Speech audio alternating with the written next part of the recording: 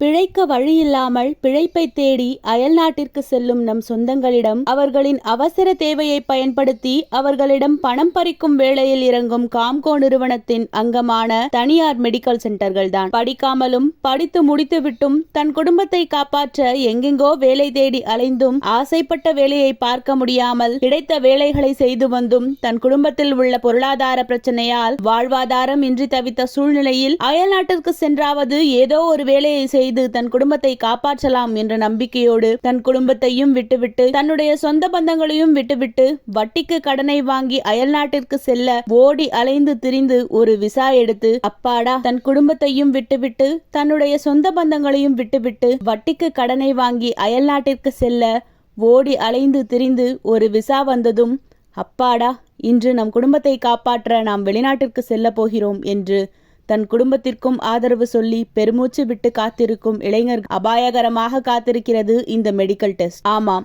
எந்த ஒரு வியாதியும் இல்லாமலும் அன்பிட் என்ற செய்தி, இல்லாத சளியை இருக்கு என்று சொல்லியும் உங்கள் நெஞ்சில் ஏதோ தழும்பு போல் இருக்கு என்று சொல்லியும் அவர்களை அன்பிட் செய்து அவர்களுக்கு அன்பிட்டான எந்த ஒரு ஆதாரத்தையும் கொடுக்காமல் வெளிமாநிலத்திற்கு அலைய விட்டு மறுபடியும் தன் வசம் வர வைத்து மீண்டும் அவர்களிடம் பணம் பெற்றுக்கொண்டு கடன்காரனாக ஆக்கி அதை ஃபிட் செய்து ஏமாற்றி பிழைக்கும் தனியார் மெடிக்கல் சென்டர்களின் ஏமாற்றுத்தனம். அரசாங்கம் கொண்டு வந்துள்ள உடல் பரிசோதனை நிலையத்தில் உடல் பரிசோதனை செய்து அவர்களுக்கு எந்த ஒரு சளியும் இல்லை தழும்பும் இல்லை என்ற ஆதாரம் இருந்தும் வெளிநாட்டிற்காவது சென்று தன் குடும்பத்தை காப்பாற்றலாம் என்ற இளைஞர் மனம் உடைந்து மன அழுத்தத்துடன் காம்கோ நிறுவனத்தின் அங்கமான தனியார் மெடிக்கல் சென்டர்களில் அவர்கள் கேட்கும் பணத்தை வேறு வழியின்றி கொடுத்துவிட்டு வெளியில் செல்ல முடியாமல் பாதிக்கப்பட்டுள்ளனர். மருத்துவத்துறையில் இந்தியாவிலேயே தமிழ்நாடு முதல்நிலை மாநிலமாக திகழ்கின்றது. எனவே காம்கோ நிறுவனம் மூலம் தனியார் மெடிக்கல் சென்டர்களில் எடுக்கப்படும் இந்த டெஸ்டுகளை நமது மாநில அரசின் மருத்துவக் கல்லூரியிலேயே செயல்படுத்த கோரி மத்திய அரசின் வெளியுறவுத்துறையை வலியுறுத்த கோரி அயல்நாட்டிற்கு சென்று திரும்பியவர்களும்